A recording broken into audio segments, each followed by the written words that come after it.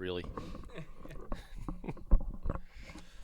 Hey, everybody. Welcome to the Two Micks. We're back this week. I got a special guest with us tonight.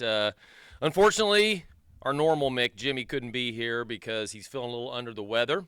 So I've got another Mick, though. My son, Spencer, he's in town from school this next few weeks. So he's stepping in for Jimmy and is going to be our guest host tonight. And so we still have the two Micks. It's just two different Micks. Or one different Mick, I guess you would say. So, but anyway, Spencer is home. He's obviously an Auburn guy. You can tell by his sweatshirt there. He's in for the Christmas break. He's got one more semester left, Spence. And this spring he'll be graduating. He's been going to Auburn, seems like forever now. That's right. But War Eagle. Obviously, you guys have heard me talk a lot about Auburn. There's a reason why. So, but Spence, it's good to have you home. Yep. And looking forward to spending some time. Not only that, but it's his birthday today. That's right. That's right. Doing a birthday show today. Yes, he's the big 2-4. It's hard to believe. But 24 years ago, he finally came out, took him to the hospital, his mother to the hospital, and we were in there waiting for him for like 4 days before he popped out. So he did come out. He's a great kid and love him to death. And happy birthday, and looking forward to doing the show with him tonight. So, Yep. But starting off, Spence, we're going to talk a little college basketball, and you ought to be familiar with this. Of course, Spencer goes to Auburn, and he's a huge Auburn fan, obviously, because of that. But he grew up a huge UK fan, and he's blue to the bone as well. He's War Eagle, but he's also BBN. So he knows, and he keeps track of the Cats and watches them. So one of the things that last week, which was the big game of the week for the Cats, obviously, was the Cats finally got a win over a quality team in IU. And it was not looking good for a while there, Spence. No. It was first half. Cats were looking a little ragged. They were down by about 7. But I don't know. Did you get to watch the game at all? I didn't get to watch the game live, but I went back and watched some of the highlights, and it was a big win for the Cats. I mean, they really needed to get some of these out-of-conference games under their belt because it doesn't get any easier once they get into SEC play. But it wasn't the prettiest win ever, but it was a big win. Hopefully, can get the Cats on the right track now that they've got a good win under their belt. Yeah, well, the thing that I was pleased with wasn't the shooting. Still is atrocious. I don't understand how Pope didn't recruit better shooters. That's one big issue, but the grit was there, the toughness was there, and the energy was there, and that was really what pulled them through in the end. Was a lot of grit in the second half, and they really just overpowered IU in the second half, and I was pleased to see that. But they're going to have to shoot better if they're going to have any kind of success this year, and hopefully they can get that figured out. They hopefully will be healthy, fully healthy, this coming week, because it doesn't get any easier. They play St. John's, and Pope's going to be facing his former coach, Ricky P. That's right. Ricky P. in State Farm Arena down in Atlanta. Yep. And you were there last week and saw Auburn play there in State Farm Arena. The Holiday Hoops Giving. So how was that arena? Is it pretty cool? It was pretty cool. It's where the Hawks play. So it's an NBA arena, and we're able to get some seats down in the lower bowl and have a pretty good view of the court. It's real centralized there, right in the middle of Atlanta. But that was a good game. Got to see Auburn get a win against Chattanooga, which obviously isn't the premier competition. No, but Chattanooga hung with them for a while. Hung in there for a while. Yeah, they did. Made it a game. Even though Auburn didn't play their best game ever, I was still happy to see that they stuck with it. They were able to kind of pull away at the end there. Some star players were able to step up at the end, like Tahad Pettiford and Keyshawn Hall.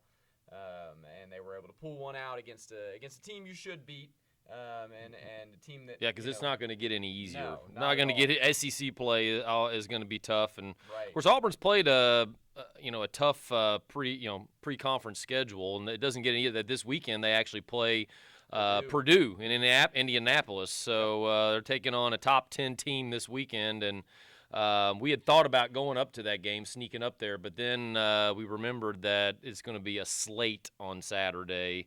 You got college football playoff all day Saturday, and some of the games from this college basketball games this Saturday, man, are just unbelievable. Big but sports weekend. yeah, but before we talk a little bit about those, I think a little more on UK, and I'm just hoping this game is a turning point for them, and it's something that they can build on and hopefully get that monkey off their back. Because I think that part of the problem is they were so tight. And they really, now that they've got a quality win under their belt, I'm hoping they'll play a little looser. They can shoot a little better. Once they get full strength, too, because technically they've had 3 starters out that were projected as starters. And I think this weekend when they play St. John's, they might be full strength for the first time all year. So we'll see how that plays out. But I'm looking forward to that game. It's going to be interesting, obviously, to see Pope go up against his old coach. Right.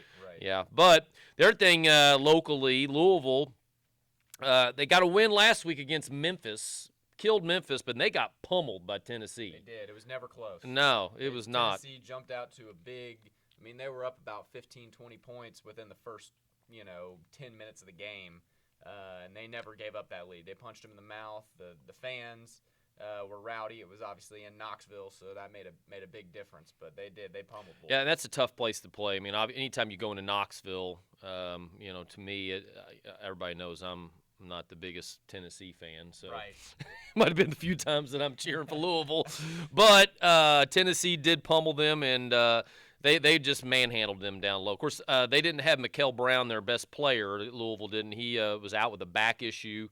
Hopefully.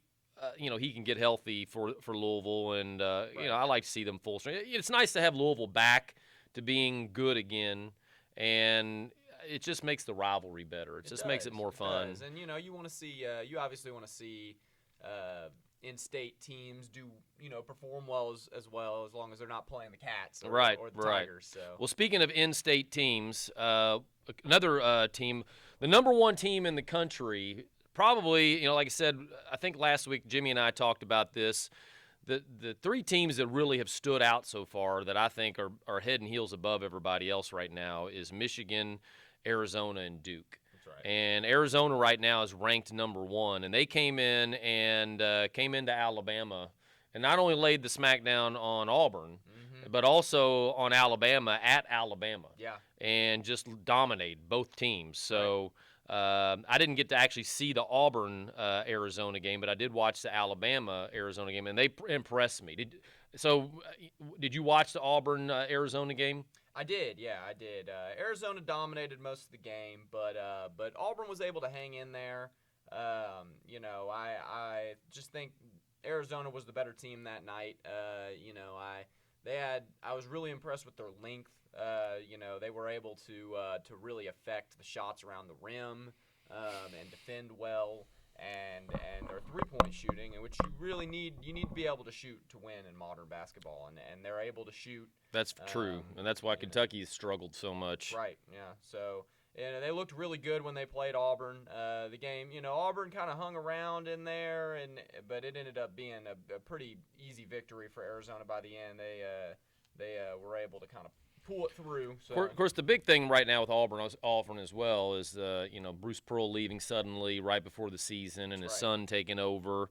How do you think he's going to do there? What do you think so far? How do you think he's done? Yeah, so far I've been relatively impressed. Those that are familiar with the Auburn program, I don't think will be as surprised as maybe some other people were when they announced that Stephen Pearl was going to be the coach. He's been very involved with the team over the last 5 or 6 years, and has slowly worked his way up through the ranks there, and has been learning from his dad. And it kind of seemed like Bruce was ready to be done and spend some more time with his family and take more of an administrative role at the university. Well, of course, he's still plenty involved. Absolutely. He's plenty involved. Yeah. So he gets the best. He gets to not have the pressure, but be able to still have fun and be around the program and support his son. And of course, I always think about Bruce Pearl, and this was before we even knew you were going to go to Auburn. back when you were probably about a freshman in high school, and we went to the SEC tournament. It was right when Bruce Pearl had taken over the Auburn's program, and they weren't very good. They were playing one of the early round games, and we were there. There wasn't a whole lot of people in the crowd, and we went down there, and we were able to go down really low. And he was a total nutball on the sideline. I mean, jumping and screaming and just going nuts. Oh, yeah. And I was like, what is wrong with this guy? He's passionate for sure. Of course, he goes way back, actually, when I was in Evansville. He was Southern Indiana's coach, and that's where he got his start. That's right. And so he was a young, up-and-coming coach. Of course, then he went to Wisconsin, Green Bay, and then ultimately to Tennessee and then to Auburn. So, obviously he's a great coach. He took Auburn to 2 Final Fours. I really thought they were going to get it done last year, though. Yeah. Oh, man, I thought they were going to get it last year. It seemed like it was their year, but Florida was just so good. Florida got hot at the right Florida time. got hot at the right time, and that Walter Clayton Jr., he just could not miss in that Final Four game. So. Yeah, they were tough. But as far as Stephen Pearl goes, I've been relatively impressed by him so far this season. I think, the normal stuff you would expect out of a first-time head coach, not just a first-year head coach at the university, first-time head coach in general. I think he struggled some with game management stuff and rotations and whatnot. But I think that sort of stuff will come with time. I would expect Auburn to hover around that 15 to 25 ranking range and, obviously make the tournament and maybe win a game or two is what you can expect out of Auburn this semester or this season. Yeah, well, we'll see. A lot of basketball to be played, and you never know. They could get hot at the right time. And, of course, looking at the top 10 didn't change a whole lot. In fact, it pretty much stayed the same from last week. There wasn't any big top 10 upsets. But the only thing that actually changed was Houston and Gonzaga, for whatever reason. Gonzaga moved up to 7th, and Houston dropped to 8th, and they just were flip-flopped from last week. But Arizona's still number 1, Michigan's number 2, and, of course, Michigan laid it back-to-back against Auburn and Gonzaga. I mean, just made them look like middle school teams. Right. That was the most impressive front line that I've seen in a long time, really. Yeah. And, I'm really impressed with Michigan. And, of course, Boozer's son at Duke is there, and he's a stud as well. So those 3 teams right now, you definitely don't know how things will play out for the whole season with injuries and everything, but they're definitely the top 3 teams in the country. But this weekend, man, not only, like I said, with the football playoff starting, of course, Friday night it kicks off Friday with Alabama playing at Oklahoma, which I think is going to be the best game of the first round. But you've got some great college basketball games this Saturday. Of course, it starts Saturday at 12:30, the big game for us, St. John's and Kentucky playing in the CBS Sports Classic. And I have no idea what's going to happen in that game. I have no idea. I want to say Kentucky is going to finally get hot and start making some shots. Right. Hopefully build on the momentum from the IU game. But, Rick Pitino's teams are always gritty and always prepared. This is a big game for both teams because, correct me if Totally. I'm wrong, but I think St. John's has kind of had a slow start as well. They took a couple losses early. I think they're ranked 22nd right now. Right. And, of course, Kentucky's out of the top 25. But I think if Kentucky was to get the win over St. John's after beating IU week, they might jump in at around 25, 24. And because it doesn't get any easier once Kentucky gets into the SEC slate. They start off, their first game is in Tuscaloosa against Alabama. So it's going to be a tough road there. But you got that game at 12:30, and then the second game in the CBS Sports Classic right after that is Ohio State and North Carolina. And then you've also got Duke playing Texas Tech in Madison Square Garden at 3 o'clock as well. Of course, we already talked about Purdue and Auburn are going to play up in Indianapolis in Gainbridge Fieldhouse, which is where the Pacers and Fever play, which I was fortunate to go to. We had a show about it, the WNBA, when the championships were going on, and I got to go to one of the games up there, and that's a really cool arena to go watch a game. And then also our old coach, Calipari, he's got a tough one, another tough game. They've had a tough pre-conference schedule and done I have to give them credit, man. They have played really well and gotten some big wins over the last couple weeks. They have. And they play Houston in Newark, New Jersey. Why they're playing in New Jersey, Yeah. I have no idea. Crazy spot to have. Yeah. Two real southern teams. Exactly. Of course, Jersey. I guess Duke and Texas Tech are also playing in Madison Square Garden. But Right. so anyway, I mean, you're talking Saturday, man. Get up and not even get out of your pajamas. Just get on your lazy on your boy couch, and turn on the TV, and you've got a slate of games going on all day. Even if there wasn't the college football playoff on Saturday, just that slate of basketball games would be fun to watch. Yeah, so it's going to be get your multiple TVs ready to go on Saturday. So, but anyway, so moving on, beyond college basketball, we said something about the college football playoff. Everybody's excited about that starting up this weekend. And like I said, the biggest before that, the last regular season football game ended on the Commander-in-Chief Bowl. Yep. Navy ended up beating Army. It was a really good game. Ended up beating them by 1 point, 17-16 in a real tight game. Looked like Army was going to pull it off. They were an underdog in that game. Of course, you never know who's going to win that game. Right. That game it's always fun to watch, and it's just, man, it's you see those guys that are gonna serve our country, and they play in that game, and they play with such heart, and it's always fun to watch. So. But it's always kind of sad too, because that the regular season is ending when that happens, and you're excited about the bowls.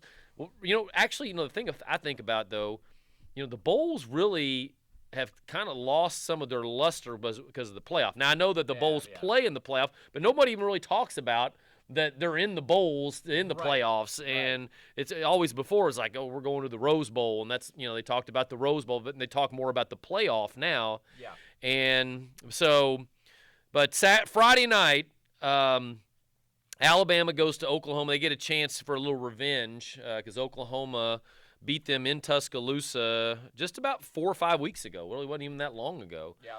And I really see Alabama having a chance to bounce back in this. They've had some extra time after the SEC championship game to get a little healthy, and they had some key players that were out in that SEC championship game. Mm-hmm. And one of the things that I was kind of wondering about, especially with these games playing in mid to late December and at Oklahoma, I mean, you might have had 2 foot of snow. Yeah. But actually the forecast for Friday night is clear and 55 degrees at kickoff. Yeah. So I don't think weather's going to be a factor at all. And actually Alabama is favored by 1.5. They're in a 1.5 point favorite, which surprises me a little bit playing at Oklahoma. It does, yeah, that is pretty surprising. So, but the last game Alabama gained them by double. Yep. But the turnovers were the big thing. I mean, Alabama's obviously cannot turn the ball over like they did last time. Yep. And even with that, they still had a chance to win at the end of the game. Yeah. So, I don't know. What are your thoughts? Who do you think's going to win that game? So, for me, I'm going opposite of you. I do think Oklahoma will win this game.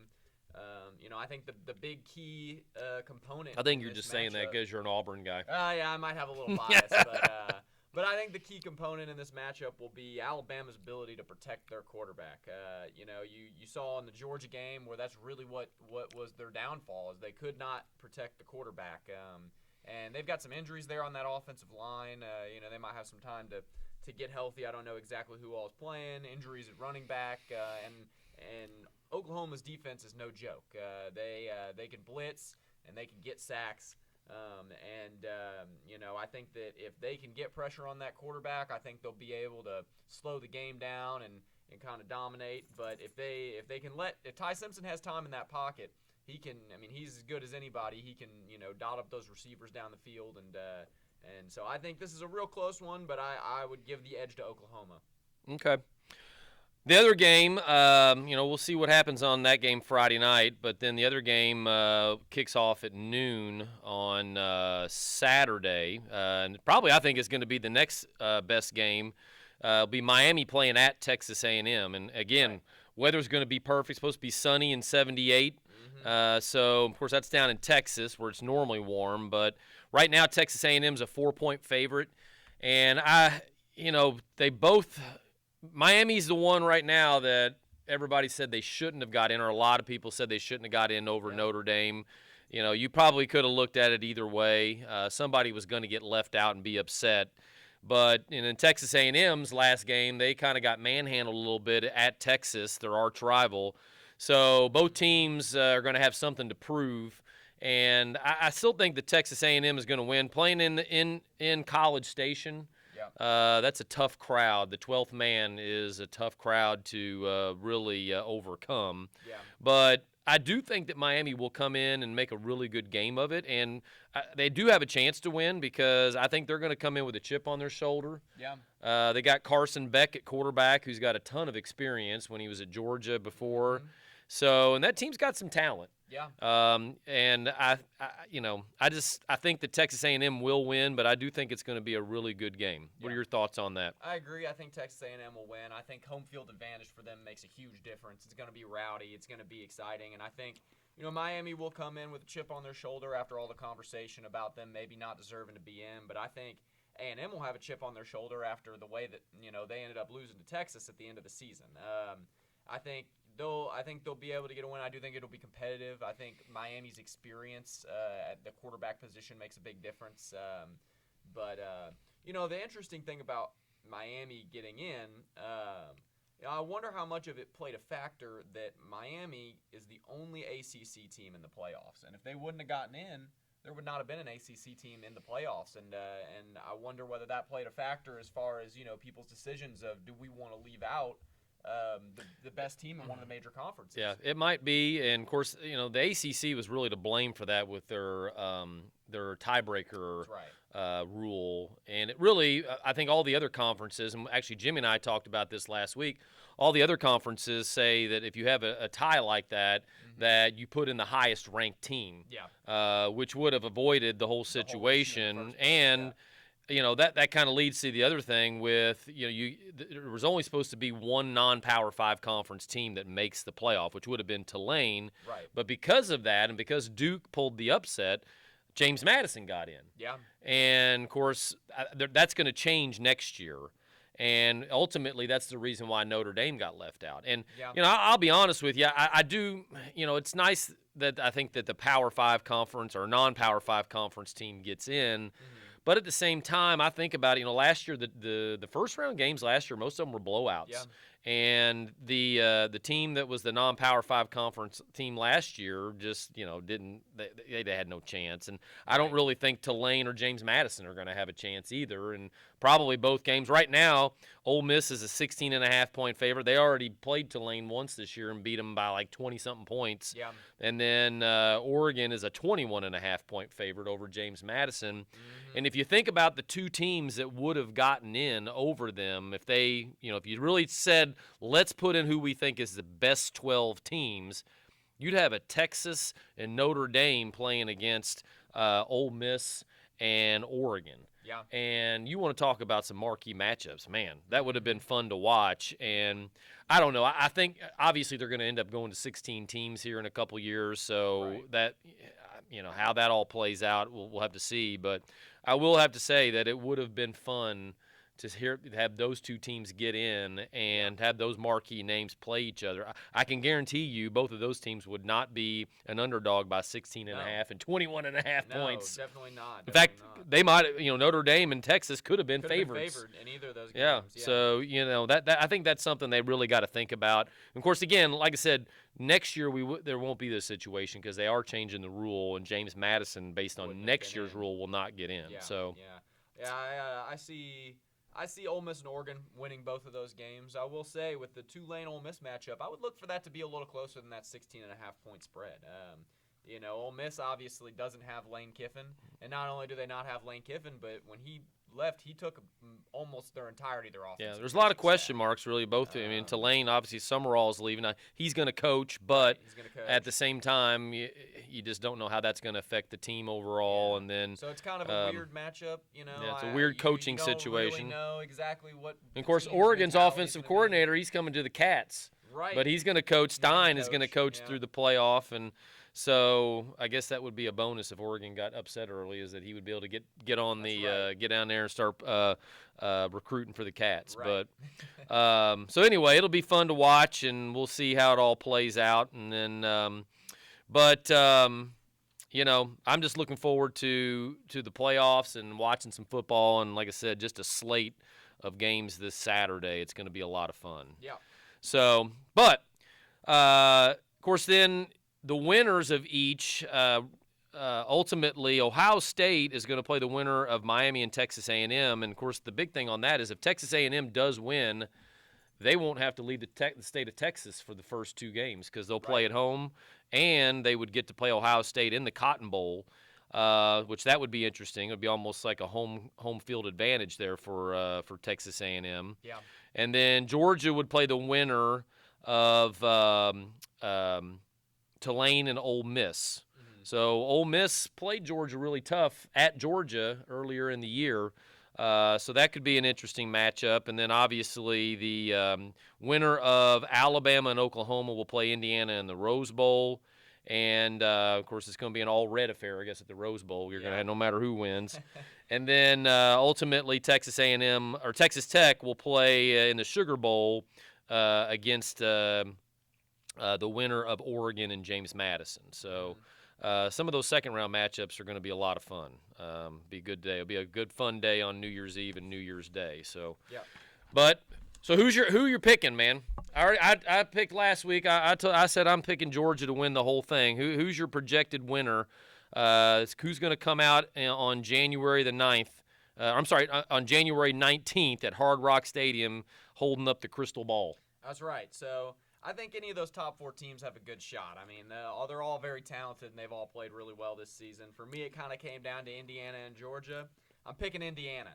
I think the Hoosiers, the X factor, picking the Hoosiers. I think the X factor is that quarterback there, Mendoza. He's legit. You know, looks like a rocket scientist. He is. He's very intelligent. He's very smart.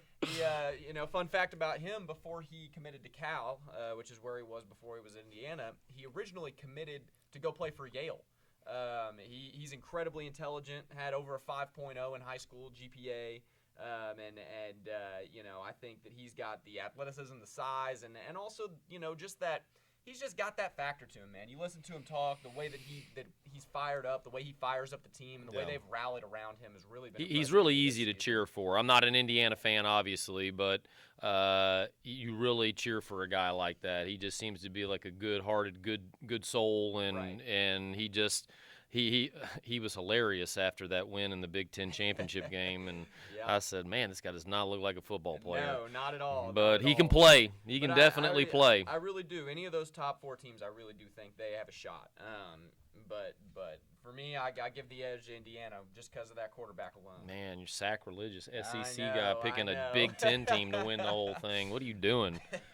Anyway, did I teach you anything growing up? So, anyway, we'll see. We'll know who it is on January 19th, the national championship game in Hard Rock Stadium, and all that after several great games. We'll crown a champion then, and we'll see how it all plays out. Yep.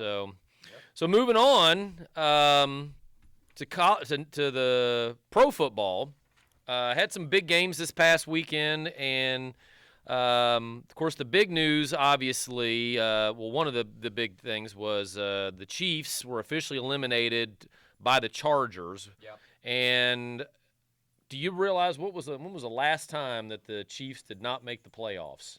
It's been a long time since you know, you would think before Andy Reid got there. Yeah, I mean, we got somebody all set saying 2014. Is he right? He is right. Yeah, right. 2014. Actually, 2014 was the last time they didn't make the playoffs, and then in 2015 was the last time they actually didn't win the division, but they were in as a wild card. Yeah. So it's been a long time, and obviously the Chiefs. Probably one of the greatest runs of NFL history, Absolutely. Really. I mean, 10 years, they've been to 5 Super Bowls. They've won 3 of them. Yeah. And had, 9 straight division crowns. Yeah. And so it's obviously, and of course, you know, the other big news from that game was Patrick Mahomes tore his ACL. Yeah. And, I hate to see that with any player. And, hopefully he'll make a full recovery, which I think he will. Yeah. If you're gonna tear your ACL, He did it at the time. They got eliminated from the playoffs, so he's gonna have the full time to recover and be ready by next summer, right? Hopefully, well, and lucky for him too. I mean, I don't know exactly the severity of his injury, but judging based on how it looked on the TV, I mean, it was non-contact. He tore it in a way that maybe isn't quite as severe as some other ACL tears. It may not be a full tear all the way through, and that does make a big difference. So, definitely, yeah. Well, best of luck to him, and then we'll see. Right. We'll see if the Chiefs dynasty is over or if they can make a comeback next year, which I think they will. I think they're going to have to make some hard decisions, I think, and I think that Kelsey will be gone. I think he's going to retire after this year, and so there are going to be some pieces that they're going to have to shift around, and obviously, and their division's tougher now. It is. And so they're going to have to probably do some soul searching. And really, to be honest with you, not to kind of pick on Patrick Mahomes while he's down, he hasn't been that great this year. No. Or last year. They've really kind of won a lot over the last couple of years on their defense. Mm-hmm. So, we'll see how that all plays out, and hopefully he'll come back full strength next year. Of course, the other big news in terms of injuries and one of the other big games of the weekend was the Packers lost to the Broncos out in Mile High, and then Micah Parsons also tore his ACL. That's a big hit for the Packers moving forward. And, of course, it doesn't get any easier for the Packers. They have a huge game for first place in the NFC North against the Bears this weekend. Yeah. And it's at Soldier Field. So, I'd pick the Packers at the beginning of the year as my team to make the Super Bowl. It's going to be tough now without him. Right. I still think they could. I think it's wide open anyway, and any team could really, once they get into playoffs, could go on a run. But it's going to be a lot harder for them to make it there and I think get over the top. But we'll see. Maybe they've got some other injuries too. Their best wide receiver got hurt, but this is that time of year. Injuries happen, and you got to kind of overcome them. And next man up, is pretty much what it comes down to. Well, and it's interesting as well, the Micah Parsons injury from a perspective of the Cowboys, in the sense that when Jerry Jones made that trade, one of the conversations that a lot of people were having and that he was having about the reason that they made the trade in the first place was conditioning and injuries. And obviously that's something that you can never really completely predict. But when that trade happened, everybody was kind of looking at Jerry Jones like he didn't know what he was doing, and now he's. Well, I think he did. He just got lucky. Maybe got a little lucky. He got lucky. But he just got lucky. Yeah, should have never traded him. He's a generational defensive player, but. Yes. Obviously you can't predict those types of things, No. but And the Cowboys got eliminated this weekend anyway, too. So they're not doing they're not doing real great. So anything Jerry Jones has done over the past 10, 15 years has never worked out. It doesn't seem like. So, but the other big game this past weekend, and it was a great game to watch, was the Bills at the Patriots, and the Bills really needed that game because if they had lost, the Patriots would have sealed up the division. Right. Now, there's still a game back, but they got down 21-0 in that game, and Josh Allen doing what Josh Allen does. He brought them back and ended up winning the game 35-31. It was a fun game to watch, and I just love watching Josh Allen. And now that the Bengals, which we haven't talked about that disaster yet, but now that the Bengals are eliminated, obviously, that's my first pick to win. But my Bills are my second because number one, the Bills, you got to love their fans and how passionate they are.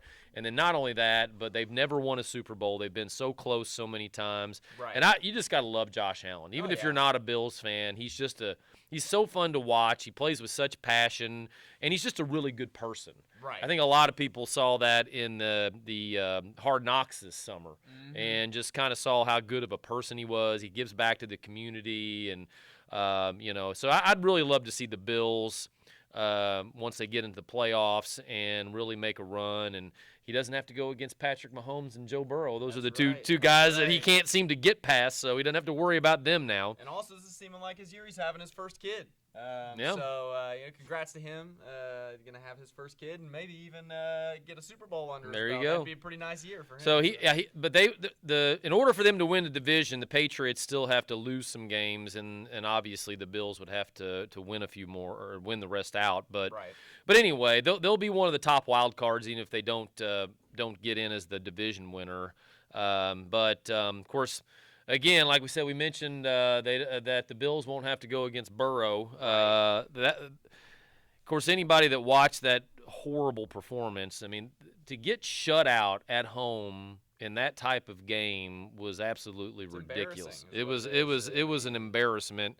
If you're a Bengals fan, I mean, the team should be embarrassed. I mean, without as much, and I know T. Higgins was out, but as much offensive talent as the Bengals have, they should never be shut out like that. 24 and against a Ravens defense that really hadn't been playing very good the last several weeks. And I just do not understand that. Of course, I've been speaking out against Zach Taylor for a while. I just think it's time for him to go. Yeah. And I part of it was I could just, of course, the big thing last week was Burrow was talking about he was really down, talking about retiring. I think he's tired of it. I think there needs to be a new voice in there. I think Zach Taylor's time is up, and that game right there just solidified it for me. And I don't know if he'll come back or if they'll bring him back, but I just don't think with as much talent as he's had there that he has really produced. And I get he went to the Super Bowl that one year. They made the run and then went to the AFC Championship game the next year. But really since then, they haven't even made the playoffs. No. And I get Burrow's been injured, but part of that is I feel like it's his philosophy. He doesn't establish the running game. They're too pass happy, and that's why Burrow gets hurt is because teams can just tee off on him. They can pin their ears back, and they need to establish the running game. And obviously the defense, Defense needs to improve. Yeah, I mean, that's just ridiculous that they're that bad defensively. But yeah. So who knows? There's just going to have to be some real soul searching, I think, all across the board on that with the organization. Right. But the Bengals have been notorious for being cheap, so who knows what they'll do. I think Zach Taylor definitely needs to go. I don't think he will. I think that based on the Bengals' history of coaches, I don't think they're all that keen on firing coaches.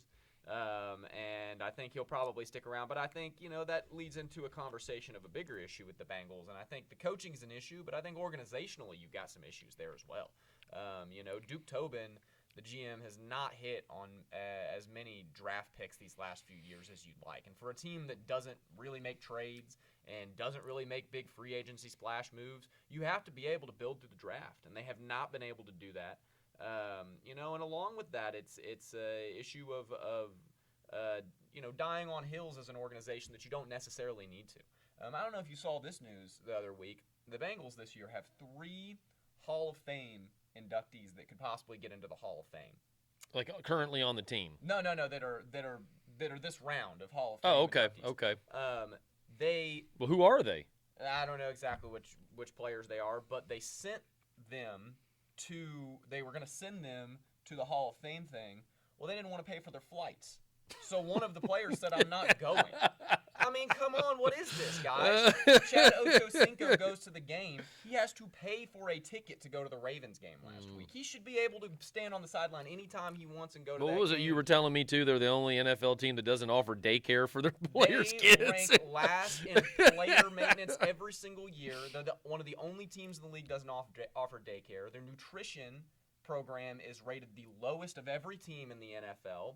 And they have the least scouts of any team. Yeah, I read that today. They have they pay the least scouts in the NFL. So it's that mixed with the Trey Hendrickson saga and the Shamar Stewart saga at the beginning of the season. I mean, at a certain point, you need to be able to get over yourself as an organization and make winning moves and be able to not just sit there and cut corners at every end that you can. Yeah. And unfortunately, you only get a quarterback like Burrow every so often. Right. And right now he's in his prime, and that prime is going to close pretty quickly, especially if he keeps taking a beating like he's doing. Yeah. And he seems real frustrated. So, there's been retirement talk. And I don't think he's going to retire. I think he's doing the classic thing you see a lot of players do nowadays. I mean, I think LeBron James is the one that really implemented it for the first time. Is you put pressure on your organization to make winning moves. Yeah, and, well, I think he's doing that. they're going to have to do something because it's not, what's been going on the last few years is definitely not working. So. Right. But we'll see what happens with that. The other thing, the big news of the weekend was Old Man Rivers came out of retirement for the Colts, and after Daniel Jones got hurt, and he actually started against Seattle, at Seattle, one of the best teams in the league, and they went down to the wire, and he showed that he still can fling it around some. I mean, I don't think he obviously looked as like he did in his prime. Right. And for a guy that hadn't played for 5 years, he didn't do too bad. Yeah. And in fact, they really should have won the game at the end. They kicked a field goal and then let Seattle get down and kick about a 58-yarder at the very end of the game to win it. Yeah. But, it was pretty interesting to see that. And I guess he's going to start again next week, too. He will. They announced he will. It was an interesting battle there.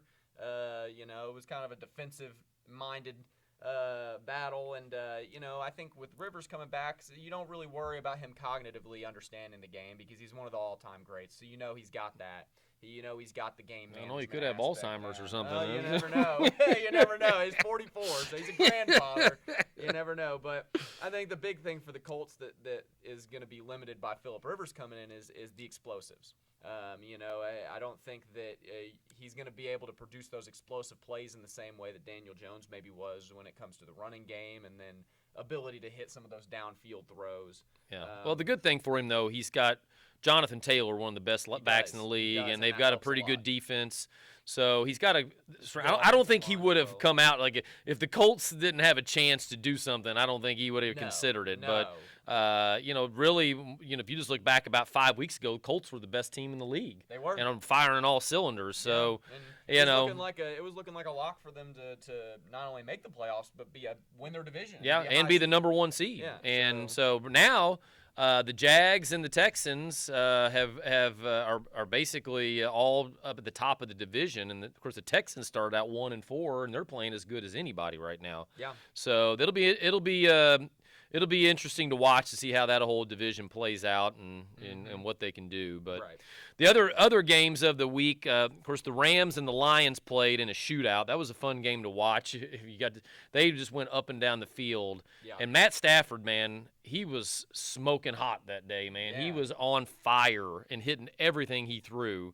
And, of course, the Lions played well offensively, but they just couldn't keep up. Yeah. And I tell you what, man, the Rams could definitely be a team that could win it all, I think. They could be. It's interesting. There was some talk at the beginning of the season about Matthew Stafford's health, and there was kind of this mysterious back issue that seemed to be looming all I don't think he played in all preseason or anything. But apparently that's not a problem because the entire season, I don't think he's missed a single game.